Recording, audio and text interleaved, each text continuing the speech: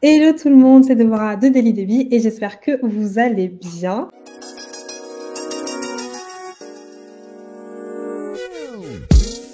Aujourd'hui, on se retrouve pour un nouveau concept de vidéo qui est discussion entre lecteurs aigris. Le concept est assez simple. Je prends un sujet qui fait débat sur les réseaux sociaux littéraires ou un sujet qui, moi, personnellement, me tend les nerfs et après, j'invite deux personnes pour en discuter. Aujourd'hui, le sujet du jour, c'est la diversité sur les réseaux sociaux littéraires. Et pour en parler, j'ai invité Elodie Aude, aka La Boutillaise. Hello! Hello tout le monde. Et j'ai également invité Laurie de Laurie Arts and Book. Mais vous, elle est toujours sur mes vidéos, cet enfant. Hello. Salut. Je crois qu'ils vont en avoir marre de moi. Grave. Aujourd'hui, les filles, on est là pour parler de la diversité sur les réseaux littéraires. Le truc, c'est qu'on a toutes un peu des expériences différentes. On vit même pas au même endroit. On n'a pas grandi au même endroit.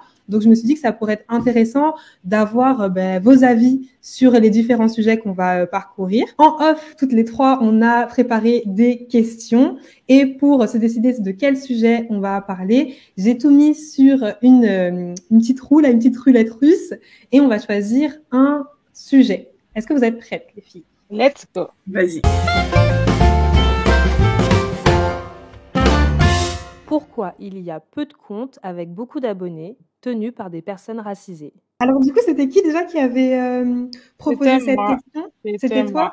Ouais. Alors du coup, on te laisse ouvrir le bal, Elodie Aude. Ouais. Ok. Alors, je me posais la question, même si je pense que certaines personnes connaissent déjà la réponse, mais c'est bien d'en discuter, de pourquoi est-ce que on voit que les personnes racisées sur Bookstagram, pourtant on est vraiment présent, je trouve, ne sont pas aussi suivies que des personnes blanches, parce que bon, je n'ai pas dit que toutes les personnes blanches sur Bookstagram ont 10 000 abonnés, je dis juste que je n'ai jamais vu, en tout cas du côté francophone, parce que du côté anglophone, bien sûr, il y en a, de personnes noires ou nord-africaines ou asiatiques ayant plus de 9 000, 10 000 abonnés. Et je me demandais pourquoi est-ce que on est niché, est-ce qu'on n'est pas visible, est-ce que certaines personnes ne veulent pas nous suivre. Donc voilà, je me posais cette question et je voulais savoir ce que vous en pensez. Donc déjà ceux qui vont nous regarder et Laurie et Didi. Laurie, je sais déjà que tu as un truc très terre à terre à donner sur ce sujet. Bon, pourquoi on n'est pas énormément suivi? Je pense il y a la question terre à terre, mais qui est liée aussi à l'être humain, et nos différents vices et nos différents biais. Mais la réponse terre à terre, déjà, ça va être l'algorithme. Je suis désolée, l'algorithme, on le sait tous, nous met dans une bulle dans laquelle on est confortable. On ne voit en général que des personnes qui pensent à peu près comme nous, sauf si tu cherches des personnes qui pensent pas comme toi. Et en plus de te mettre dans une bulle des personnes qui pensent comme toi, il te met dans une bulle des personnes qui te ressemblent en fonction de tes clics. Voilà, donc si de base, ton groupe d'amis est blanc, caucasien, je vais dire caucasien, si de base ton groupe d'amis est caucasien et que tu commences ton Bookstagram avec 10 personnes caucasiennes, petit à petit, et que tu n'essaies pas de diversifier ce que tu... Voilà, parce que tout vient de la personne. On dit l'algorithme, mais derrière l'algorithme, c'est nous, au final. Au final, l'algorithme va te proposer que des personnes blanches, voilà.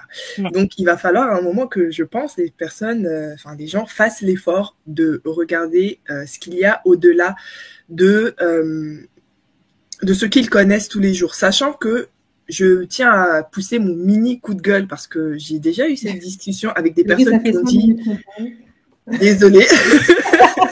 Non, mais j'ai déjà eu cette pas de façon poussée, mais j'ai déjà parlé de ça avec des personnes qui m'ont dit que souvent les personnes noires avaient tendance à mettre en avant que des auteurs noirs, ce qui est complètement faux, souvent les personnes noires ne sont même pas au courant qu'il existe des personnes noires. Je pense qu'on est tous et toutes capables de citer des comptes tenus par des personnes visiblement noires qui ne présentent quasiment que des ouvrages par des personnes blanches, des ouvrages mainstream, etc. Mais même ces personnes-là ne vont pas atteindre les 10, 20, 30, 40K. Donc, à ce moment-là, qu'est-ce que tu vas dire? Quelle est la différence entre Marie-Antoinette blanche qui a 15K et qui présente tous les booms, J.K. Rowling, je sais pas moi, La Roue du Temps, tout ce que tu veux, tout ce qui est le plus connu, et la même personne qui s'appelle, je sais pas, peu importe son prénom, mais une personne qui est noire, africaine, caribéenne, peu importe d'où elle vient, ou même noire francophone qui est née ici, qui présente exactement les mêmes livres, qui a exactement le même discours, elle aime tout ça, mais qui, elle, a 2000 abonnés.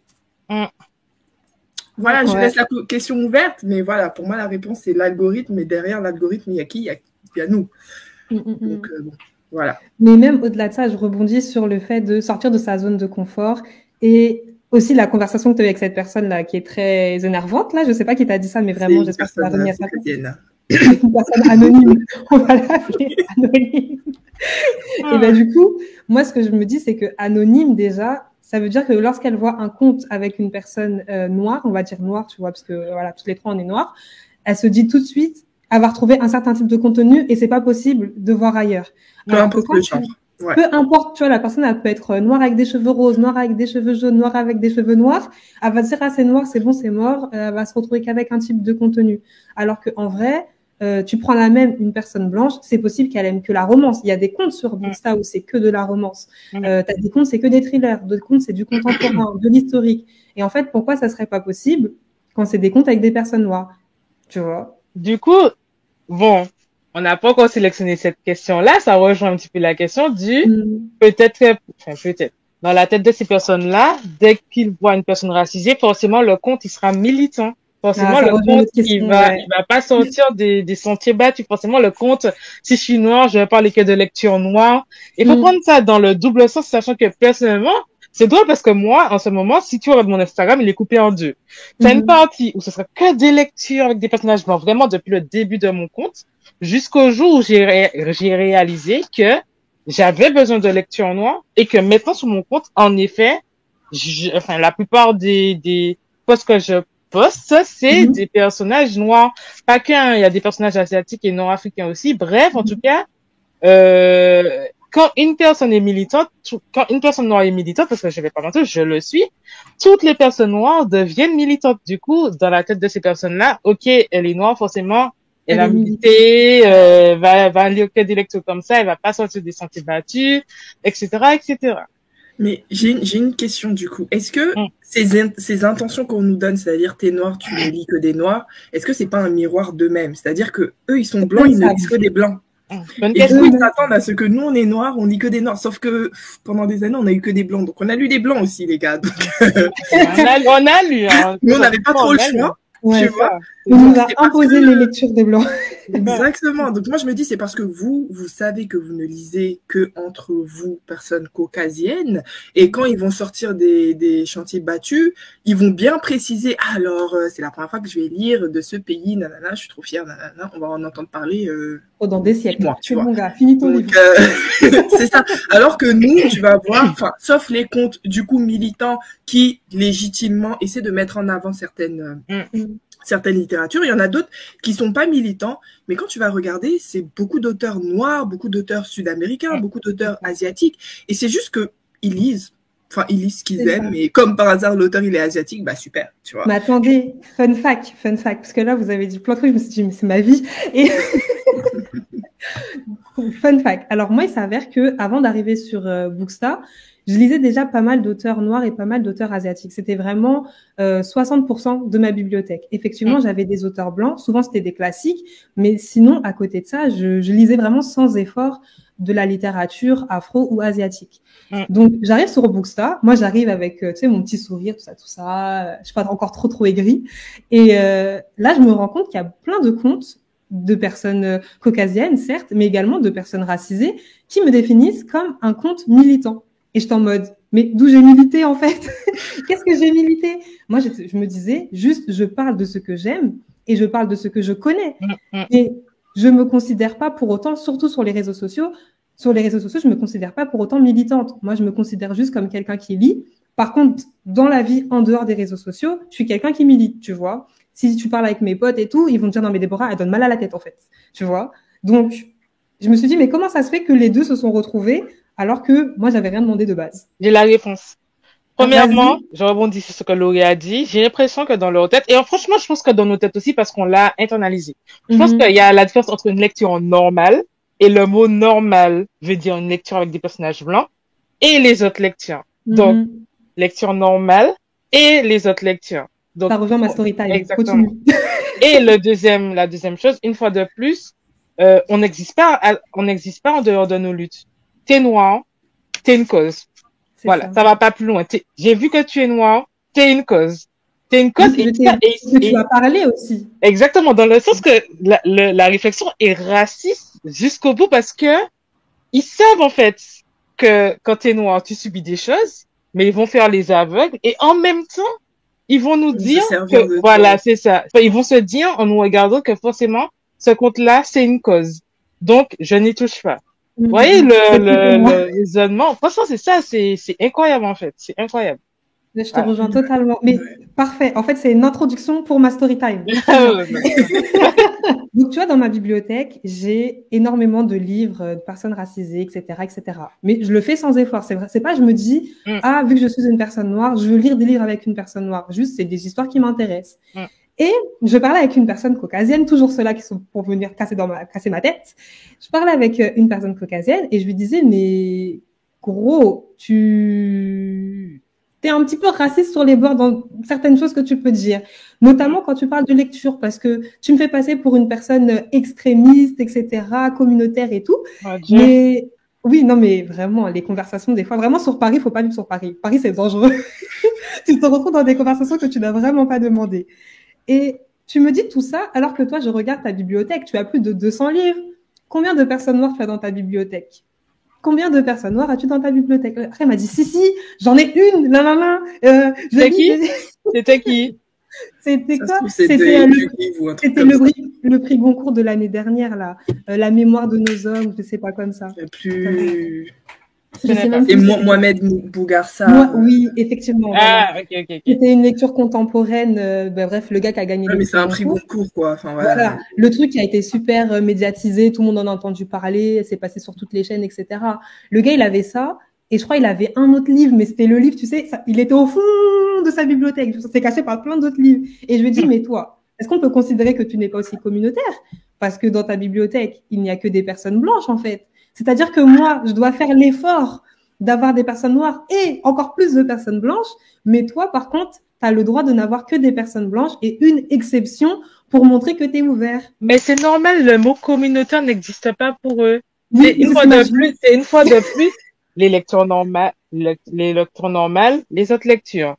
Les communautés, nous, on n'est pas une communauté, on est la normalité. C'est comme ça que la société. Écoute, c'est ce que la personne. Il y a les gens normaux et les autres, en fait. Donc, ce sera jamais communautaire pour eux de lire des livres qu'avec des personnages blancs écrits que par des auteurs blancs en tant que personne blanche. Ce sera pas communautaire, en fait. Donc, à partir Par contre, toi, tu dois prouver que tu n'es pas communautaire because t'as d'autres lectures. J'ai dit, mais c'est quoi ce monde? Ouais. J'étais totalement dépassée. Les Blancs lisent-ils des livres avec de la représentation uniquement pour bien être vus? Eh ben, la personne qui a posé la question va commencer. Ouais, c'est moi la personne. Vas-y. Du coup, ça rejoint bien ma story time que j'ai dit juste avant, c'est-à-dire qu'il y a plusieurs cas. Premier cas, la personne qui n'est pas du tout sur les réseaux sociaux, tu vois. Donc, ma story time, le gars, il lit que des personnes blanches. Et à un moment, il veut se rassurer, il veut se montrer qu'il est ouvert, il veut se montrer que ce n'est pas une personne raciste, qu'il lit de tout. Il va prendre un livre où il y a de la pub partout de ce livre et il va dire, regarde, moi j'ai lu ça, ça veut dire que quand même, voilà, je suis ouvert à d'autres types de littérature. Et en plus, c'est vraiment une littérature waouh, parce que c'est un homme qui vient d'Afrique, tu vois, c'est le noir profond. Donc, il y a ce gars, il y a ce type de personne-là. Ensuite, la question a porté plus sur les personnes caucasiennes sur les réseaux sociaux. Parce que un truc qui m'a pas mal choquée quand je suis arrivée sur Booksta, c'est tous les trucs autour de Black History Month. Donc, on va faire un bingo, on va faire une liste de lecture avec plein de livres d'auteurs noirs ou avec des personnages noirs. Alors que il y a un mois, je pense que tu savais même pas c'était quoi la couleur noire. Et là, tout d'un coup, tu ne lis que ça. Je trouve ça super hypocrite et je me dis d'un côté, ça t'apporte des abonnés parce que les gens se disent « Oh, la personne, elle est ouverte et tout, elle va me faire découvrir d'autres types de lectures, etc. » Ça t'apporte des likes, ça t'apporte de la visibilité et toi, ça te réconforte dans ton petit ego et dans ton petit cerveau le soir, parce que tu te dis, bah voilà, toute l'année, je lis que des blancs, mais bon, ce mois-ci, c'était Black History Month, donc voilà, j'ai lu des noirs quand même, on peut me lâcher la grappe. Non, mais enfin, moi, limite, c'est pas que je trouve ça normal, c'est que ni choqué ni déçu. Dans le sens où déjà, il y a l'effet challenge et événement. Ça, c'est normal, tu vois. Genre, actuellement, c'est le Pumpkin Autumn Challenge. Genre, tout le monde va faire des pales, etc. C'est l'effet challenge, tu vois. Ce qui est rageant dans ce genre de cas, c'est qu'on parle de lutte réelle et de choses qui se passent dans la vraie vie. C'est pas juste un truc pour s'amuser où pendant un mois, on est tous en osmose, on dit les mêmes choses. Oui, non. C'est un truc pour ouvrir des débats sur des choses importantes. Et beaucoup de blogueurs, enfin, je vais dire blogueurs, mais en vrai, il y a Instagram, il y a le blog, il y a Booktube, tout ce que tu veux. Beaucoup de blogueurs ne se rendent pas compte qu'ils invisibilisent, je crois que c'est ça, les personnes qui en parlent depuis un an, enfin, c'est-à-dire depuis 365 jours, il y en a qui en parlent, tu vois. Et toi, un mois dans l'année, tu vas te lever, tu vas en parler. Soit tu donnes de la visibilité à ça, donc pourquoi pas. Mais l'incohérence vient du fait que tu vas faire ami-ami avec des blogueurs noirs pendant un mois, dans le sens où tu vas partager leur travail, tu vas dire oui, la Bouktiez, elle parle de ça, vous devriez la suivre, etc. Et puis après toute l'année, tu vas repartir dans ton petit groupe de blancs qui lisaient des auteurs qui sont souvent racistes, etc. Soit, donc ça c'est un autre sujet, les auteurs problématiques. Je ne rentre pas dans ça parce que je considère qu'effectivement chacun peut lire ce qu'il veut, etc. Mais je veux dire, tu ne peux pas te lever pendant un mois crier à l'antiracisme et ne même pas être capable de prévenir les gens que, ok, par contre, même moi j'ai des biais, il y a cet auteur qui est raciste, il y a cet auteur qui est raciste, je décide de le lire quand même, bon c'est ton choix, mais tu préviens pas. Puis surtout, tu reviens dans ta bulle en fait. C'est-à-dire que je pense que vous le savez, on est toutes sur Instagram, il y a du copinage. Il y a des groupes d'Instagrammeurs, bookstagrammeuses plutôt, parce qu'on est en général des femmes, mais il y a quelques hommes quand même, qui se connaissent tous, toutes. Et en fait, quand tu trouves ta bulle, c'est le bon moyen pour monter sur Insta. C'est comme ça, en fait. Tu trouves ta bulle, vous allez vous donner de la force en vous, il n'y a pas de souci. Mais le truc, c'est que va pas faire ami-ami avec la Booktiez en février, pour ensuite, pendant toute l'année, Ray Charles, tout ce dont elle va parler, et repartir dans ton groupe de personnes super problématiques en plus, souvent, je suis désolée, mais bon, voilà. Des personnes qui se retrouvent dans des sauces justifiées, et non, tu vas revenir encore en février prochain pour dire « Ah, d'ailleurs, il y avait la Booktiez, vous vous rappelez ?» Bah, il y avait la Booktiez, vous devriez mais non, on va la revoir et tout. Parce que, non, mais ça invisibilise, c'est-à-dire qu'au final, la Booktiez, ils vont lui donner de la force que quand ça les arrange. Parce qu'ils vont prendre des abonnés de Elodie, c'est pas juste dans un sens, hein. C'est-à-dire qu'ils vont prendre tes abonnés de la même façon que toi, tu vas peut-être prendre quelques-uns de leurs abonnés si tu as de la chance. Donc, ils vont profiter de toi pendant un mois pour ensuite faire leur vie à se moquer de nos luttes toute l'année. Enfin, lutte. Voilà. Mais franchement, c'est super rageant. Et moi, ce genre de gens, comment je les unfollow vite? Parce que j'ai la flemme. J'ai trop la flemme. En fait, il y a beaucoup de gens qui vont dire ouais, mais au moins pendant un mois, ils donnent de la force, certes, mais ça peut être problématique sur du long terme, en fait. C'est-à-dire qu'il ne faut pas que les gens s'habituent à normaliser ça. Le Black History Month, c'est pas le Pumpkin Autumn Challenge, en fait. C'est pas au même niveau. Merci. C'est pas au même niveau, tu vois. Mais il y en a un, c'est un jeu, et puis l'autre, c'est... Voilà, tu vois. Donc, ça veut dire qu'on est une mode, en fait. Donc, on est une mode. Madame, je n'aurais pas dit mieux. C'est comme la mode de l'automne. Nous, on est une mode, on nous porte pendant. On est la mode de février. Pareil pour la Pride, le mois des fiertés. Pareil pour n'importe quel autre mois. Oh, on est fatigué. Franchement, on est fatigué de vous. Pas vous donner, vous avez compris. Je sais même pas quoi dire parce que je valide tout ce que Laurie a dit et je rajouterais que, là, je vais même pas parler des bookstagrammeurs, je vais parler des maisons d'édition parce que les maisons d'édition aussi nous suivent. On pense que les maisons d'édition ne regardent pas ce qu'on fait, mais à partir du moment qu'on partage un certain nombre de contenus, même si c'est pas avec le compte de la maison d'édition, les éditeurs, ils regardent un petit peu ce qui se fait. Oui. Voilà, exactement. Et donc, je vais prendre un exemple. La maison d'édition, comment elle s'appelle cette maison d'édition-là? C'est la maison d'édition qui a sorti Je ne meurs pas avec toi ce soir. Comment cette maison d'édition là s'appelle? Milan. Il y a Milan et Milan, Page Turner, voilà, Page Turner. Quand George Floyd est mort, en fait, ils n'ont pas repartagé des choses autour de ça. Ce que je peux comprendre dans un certain sens parce qu'une maison d'édition, c'est pas un bookstagrammeur. Il y a une Oui. certaine, tu T'as dois une être ligne professionnel, éditoriale. voilà, t'as une ligne éditoriale. Sauf que profiter de ça et faire ta pub sur un livre qui concerne les violences policières sorti de nulle part comme ça, c'est pas correct, en fait. Ils ont Donc, fait ça? oui, ils ont fait ça, ils ont supprimé. Ils ont supprimé parce que les gens dans les commentaires n'étaient pas contents. Bref. Bah, tu m'étonnes.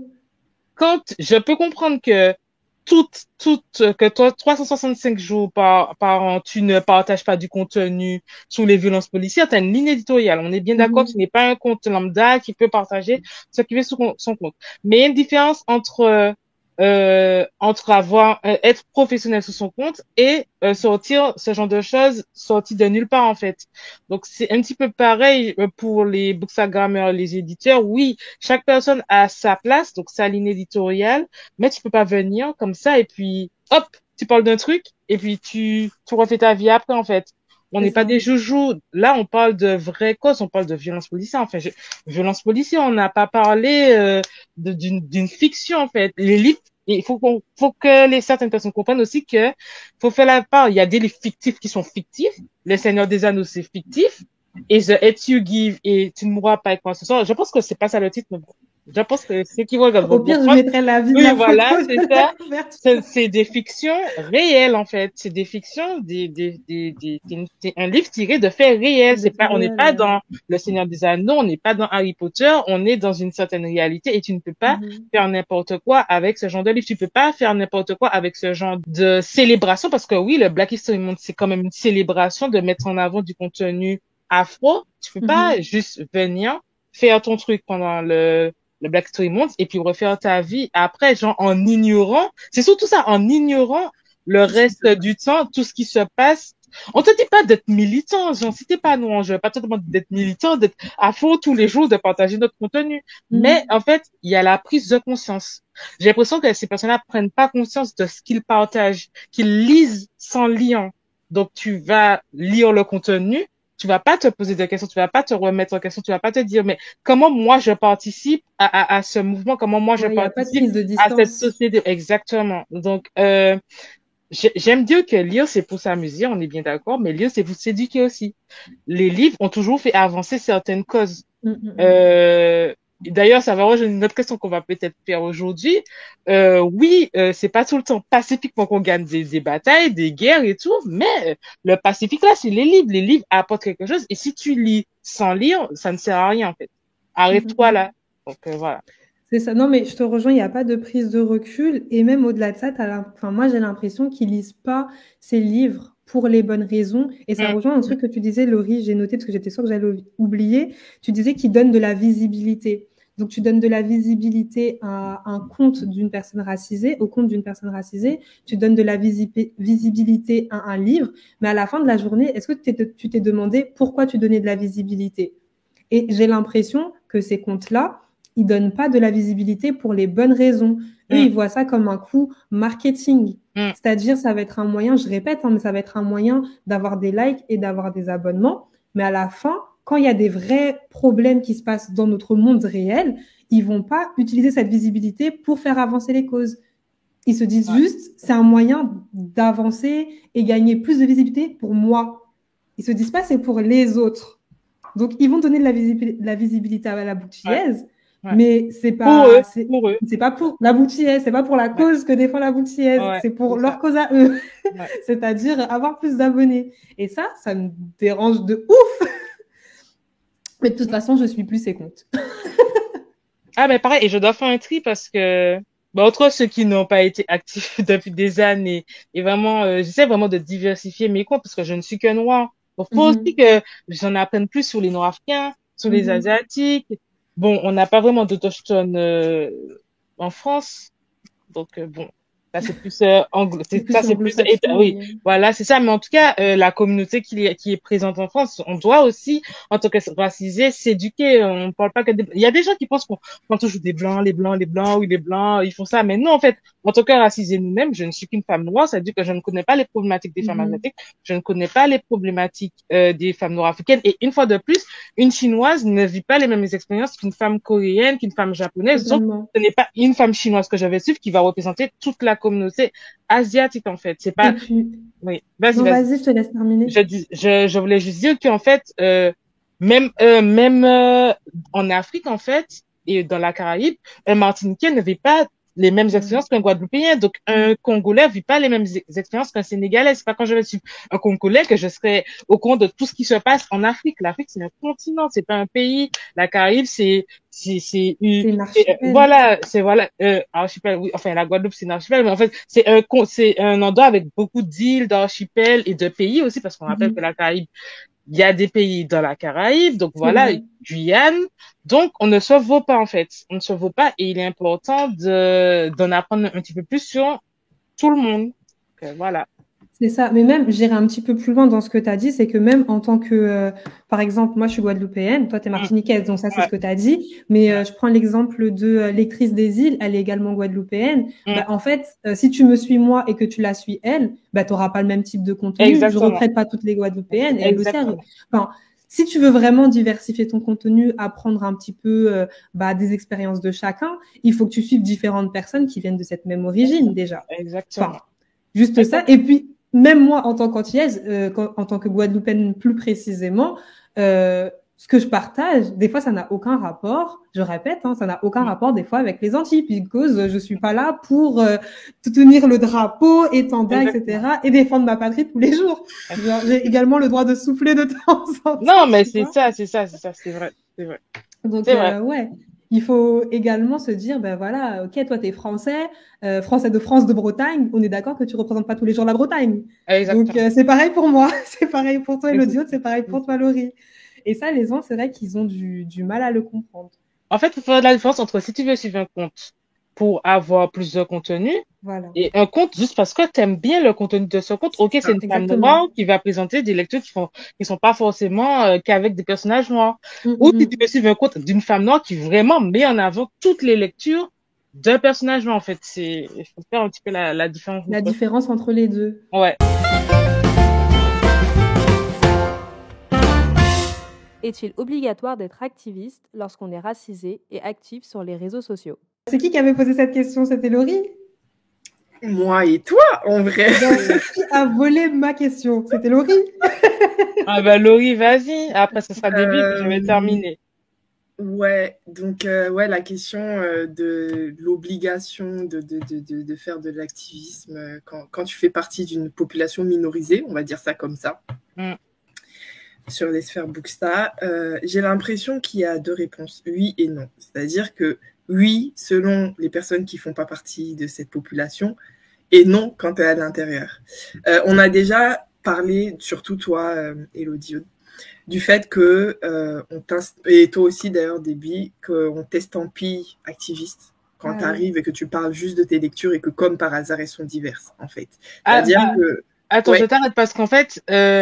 personnellement, à la différence de Déby, je pense que je suis dans l'activisme. Oui, je fais, tu l'as dit en plus. Toi, t'as dit que tu considères. Oui. Mais je veux dire, à un moment, toi aussi, t'as dit que on ne nous voit qu'à travers nos luttes. Forcément, quand on arrive, on dit, elle est noire, qu'est-ce que lutte? Sans me connaître, ok. Voilà, c'est exactement ça. Ok, d'accord.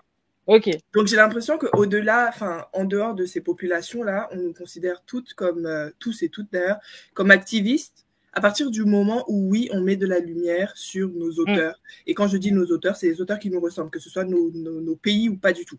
Exactement. Alors que si ça se trouve, c'est juste que bah, c'est les livres que tu aimes, en fait. Noir, pas noir, asiatique, pas asiatique, etc. C'est les livres que tu aimes. Mais cependant, je vais bifurquer et je vais parler du réussir ou plutôt attirer l'attention sur Bookstar. Et Booktube d'ailleurs, j'ai l'impression que quand tu fais partie d'une population minorisée, tu es obligé d'être activiste pour qu'on te donne de la visibilité. Tu vois. Et c'est à toi de nous le dire, Elodie Aude, mais nous, par exemple, moi, je me considère pas du tout activiste. Alors, j'ai la grosse flemme. C'est-à-dire que si tu viens me chercher des problèmes dans les DM, oui, je vais te faire un cours d'histoire, en fait, pour que tu fermes ta bouche. Mais dans la vie de tous les jours, j'avoue qu'il y a plein de choses qui passent devant moi, sauf si ça me concerne vraiment. Je ne vais pas forcément réagir à tout ce qui se passe parce que je considère que je n'en ai pas envie. Tu vois, je me considère pas activiste parce que ce serait égoïste même pour vraiment les personnes qui se prennent des balles perdues et des flèches bien visées parce qu'elles font de l'activisme. Moi, je suis pas dedans. Mais au-delà de ça, nous, de l'extérieur, on a l'impression que quand tu veux avoir de la visibilité, quand tu veux avoir de l'attention de personnes et que tu es non blanc, peu importe d'où tu viens, en fait, que tu fais partie des populations minorisées, il faut que tu aies un cheval de bataille. Tu ne peux pas juste venir en tant que Laurie qui vit en Île-de-France, qui aime bien la fantaisie et qui aime bien la littérature jeunesse de temps en temps et qui présente en fait les mêmes livres que éventuellement on va voir partout, plus quelques livres divers parce que c'est des auteurs de chez nous, je les connais, etc. Moi, j'aurais du mal à avoir de l'attention parce qu'on va dire, mais t'es noir et t'es pas fâché. C'est bizarre. Justement, j'allais dire un truc. Est-ce que la façon dont on nous voit, c'est pas la trope de la Angry Black Woman? Parce là, on parle que en tant que femme noire. Donc, on parle pas au nom des femmes, des autres. En fait, j'ai l'impression que le trope de la Angry Black Woman, c'est ils aiment et en même temps, ils détestent. Il y a une sorte de fascination. Donc, j'ai l'impression que quand ils voient une femme noire s'énerver, c'est fascinant pour eux. C'est, waouh, regardez, elle prend la parole. Je sais qu'on me voit. Elle, c'est une vraie noire, tu vois. Je le sais. Ouais, voilà. Je sais que trop ça. J'ai une image de moi. Parce que je sais que, franchement, quand il y a un truc qui me plaît pas sur Booksama, vous me connaissez, maman, je parle au quart de ton. Maman, j'ai plus envie de fermer ma bouche et tout. Je me rends compte qu'on me voit, je suis sûre, comme la Angry Black Woman de service et que ça fascine, en fait, que les gens m'ont suivi parce que ça fascine, genre, comme ceux qui aiment suivre les stars de télé-réalité parce que tout le temps elles sont dans un combat. Il y a toujours un truc à voir. Voilà, il y a toujours un truc, elles vont s'énerver dessus et les gens aiment les Milans. Des villes, les Milans, tu connais et tout. Peut-être que les gens aiment, ils aiment Macrélé, ils aiment, enfin, voilà. Ils sont trop curieux. Oui, voilà, ils sont curieux et dans un autre sens, les gens n'aiment pas la trope de la Angry Black Woman. Donc, t'as la fascination. Ouais, voilà. T'as la fascination. C'est eux la victime. T'as la fascination et t'as le fait qu'ils détestent ça. Donc, en fait, quand on parle comme ça sur les réseaux, il y a ça. Franchement, pour moi, c'est un truc à regarder parce que, voilà. Non, ouais, je te rejoins. Et à ma petite échelle, j'ai remarqué que le peu de fois, et c'est pour ça que j'ai un peu arrêté de le faire, parce que j'étais en mode, mais je suis pas là pour ça, mais le peu de fois où j'ai partagé du contenu qui parlait de racisme par rapport à une actualité ou je sais pas trop quoi, c'est des fois où j'ai eu énormément de followers en une soirée, j'étais en mode, mais qui êtes-vous? Et où mes stories étaient énormément regardées. Donc, je sais qu'il y a également le jeu de partage dans les stories. Donc, tu vois quelqu'un partager une story qui parle d'un sujet précis. Donc, tu vas un petit peu voir ce que dit la personne. Mais je trouve que c'est une fascination super bizarre et super malsaine. C'est-à-dire que tu acceptes la personne et tu acceptes de suivre la personne uniquement parce que tu sais qu'elle va faire du drama sur les réseaux. Et vu que moi, je me considère pas comme une activiste sur les réseaux sociaux, c'est-à-dire que j'aime bien des fois lâcher un petit coup de gueule par rapport à un sujet, etc. Mais c'est pas ce qui m'intéresse, c'est-à-dire que j'ai déjà assez de problèmes dans ma vie, donc je considère que tranquille, les réseaux sociaux, j'ai pas envie, en plus de ça, que ce soit un endroit où je vais tout le temps pousser des coups de gueule. Et c'est vrai que par rapport à ça, je me dis, mais donc les gens, ils sont prêts à m'accepter, ils sont prêts à me suivre uniquement si je leur donne du thé tous les jours. Et non, je suis désolée, je veux pas. Je suis pas pour toi, pour débit, pour ta personnalité, pour. C'est exactement ça. Pour ce que tu as à proposer, puisque tu as un compte qui propose des livres, quoi. C'est ça. Non, ça les intéresse pas. Par contre, que je parle de racisme, que je parle d'un fait d'actualité et que je dise, attendez, ça, c'est pas possible. Voilà ce que moi j'en pense, etc., blablabla. Alors là, il y a des likes. Là, il y a du feu. Là, il y a tout. Et je me dis, mais attendez. Donc, c'est tout ce que je peux vous apporter dans la vie, en fait. C'est ça. Tu me fais penser, Déby, que, en vrai, je trouve que dans une très moindre mesure, on est tous activistes sans faire exprès à partir du moment où on est dans une minorité. C'est-à-dire qu'on ne le fait pas exprès, mais bon, voilà. Soit. Mais les gens, ce qu'ils aiment, c'est le négatif. C'est-à-dire que quand moi, par exemple, je fais toute une vidéo pour proposer une BD qui parle de cheveux de noir, qui est super positive, je dis, mais cette BD, elle est trop bien et tout, partagée, nanana, elle est trop bien. Là, il n'y a personne. Mais effectivement, si demain, je me lève et je dis, les Blancs, vous nous faites chier, vous êtes tous racistes, en fait, etc.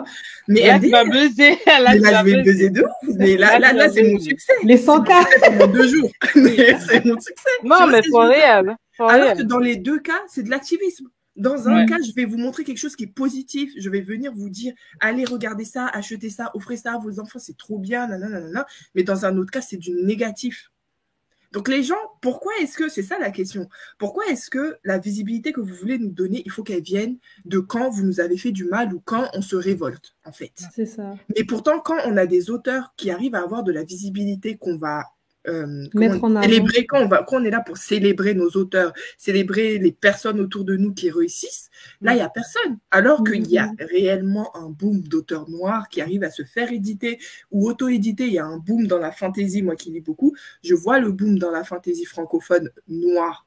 Et je suis trop contente. Mais c'est pas ça. C'est pas parce que je parle de ça que je vais buzzer. C'est parce que je vais parler de racisme. C'est parce que je vais parler de je sais pas quoi. Mais en fait, faut absolument que le mot racisme apparaisse dans tes mots-clés pour qu'on t'accorde de l'intérêt. Genre, si ce mot-clé, il apparaît pas, même au niveau des lectures, hein, si tu lis un livre qui parle énormément de racisme, je pense par exemple à The Hate You Give, il y a pas mal de vidéos sur le YouTube francophone qui parlent de ça. C'est des vidéos qui marchent de ouf. Et puis même quand tu tapes Booktube francophone, etc., racisme, c'est les premières vidéos qui remontent, c'est sur ce livre. Et tu te dis, mais attends, donc en fait, il faut qu'on soit dans le struggle, soit qu'on soit vénère, pour qu'on nous accorde un petit peu d'importance. Et je me dis, mais non, il serait temps d'évoluer, en fait. On a également le droit de lire des trucs qui servent à rien. D'être des blogueurs des livres de façon naturelle. Genre, écoute, je veux aussi parler de Hunger Games et avoir la même visibilité qu'une blanche qui parle de Hunger Games. Genre, clairement, en fait, voilà. C'est ça. Je voulais rajouter, en fait, je pense que les gens prennent pas conscience que quand tu suis une personne, une fois de plus, je vais dire noire parce que je vais parler de ce que je connais, en fait, en tant que personne noire, il faut que tu comprennes le fonctionnement du compte de la personne. Je prends en exemple, moi vs vous. Vous avez dit que vous ne faites pas du contenu militant, à savoir que ce n'est pas quelque chose que vous faites tout le temps. C'est quelque chose qui sera, comme dit Laurie, si quelqu'un a atterri dans ses DM, elle va l'informer de certaines choses. Pareil pour Debbie qui a dit qu'elle arrêtait parce que elle ne ressent pas le besoin de le faire. Il faut que les gens comprennent que, une fois de plus, on existe à travers nos luttes et je vais parler aux personnes noires et aux personnes non noires. Je vais dire aux personnes noires, vous n'avez pas à vous sentir coupable de ne pas apporter quelque chose à la lutte. Vous n'êtes pas obligé de le faire. Personne vous a dit de le faire. Et je sais qu'il y a des gens qui se reprochent quand ils vont voir une personne qui est dans la lutte, qui aimerait le faire, mais qui ne sait pas comment le faire et qui va se sentir coupable de pas le faire. Vous n'avez pas à faire ça si vous n'en avez pas envie, en fait. C'est important de le dire. Vous êtes une personne noire, c'est vrai, mais avant d'être une personne noire, mais comme c'est la couleur de peau qu'on voit chez une personne avant, mais je pense que vous avez compris ce que je veux dire. Vous êtes vous avant. Et si vous ne ressentez pas l'envie de le faire, vous n'avez pas à le faire. Aux personnes non noires, ce n'est pas parce que vous voyez une personne noire que forcément la personne est dans la lutte. Moi, je fais la différence. Je sais que mon compte est dans l'activisme. Je ne m'en cache pas et ça ne me dérange pas qu'on dise de moi que mon compte est dans l'activisme parce que c'est vrai.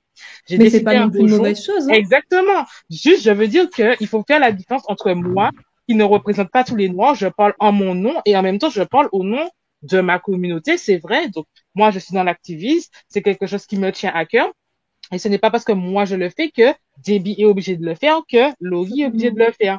Donc, en fait, quand vous voyez un compte, essayez d'en apprendre un petit peu plus sur la personne en regardant ses stories, en regardant ses posts et en ne lui mettant pas une étiquette, en fait. Donc, si tu vois qu'une personne noire, elle va peut-être partager, c'est vrai, le contenu activiste d'une autre personne noire, ne ça veut pas dire qu'elle-même, elle est dans l'activisme tous les jours, 24h/24, 365 jours sur 7, et essayer de l'apprécier pour ce qu'elle a à proposer. Voilà, c'est ça, en fait. Faut faire la différence entre ces deux choses. Faire la différence entre ces deux choses. Et j'ajouterais aussi qu'il y a différentes formes d'activisme, en fait. Parce que il y a ta forme d'activisme où tu vas relayer des choses, genre des bad buzz, essayer de commenter, etc. pourquoi c'est un bad buzz. Mais tu as également d'autres formes d'activisme où là, c'est des personnes qui vont se concentrer sur la littérature afro dans son ensemble, pourquoi ces textes sont importants. Enfin, il y a différentes formes d'activisme. Il n'y a pas que l'activisme coup de gueule, en fait. Exactement. Et sur les réseaux sociaux, en tout cas sur Bookstagram, moi, de ce que j'en vois, on donne également plus d'importance, pas forcément que ce soit une mauvaise chose, mais on donne plus d'importance à l'activisme coup de gueule, parce que comme disait Laurie, les gens aiment le négatif en fait, les gens aiment le drama. Du coup, j'ai coupé la vidéo parce que c'était beaucoup trop long. On va faire ça en 2 parties. Donc, on se retrouve la semaine prochaine pour une discussion un petit peu plus large sur la diversité sur les réseaux sociaux littéraires et sur l'activisme également.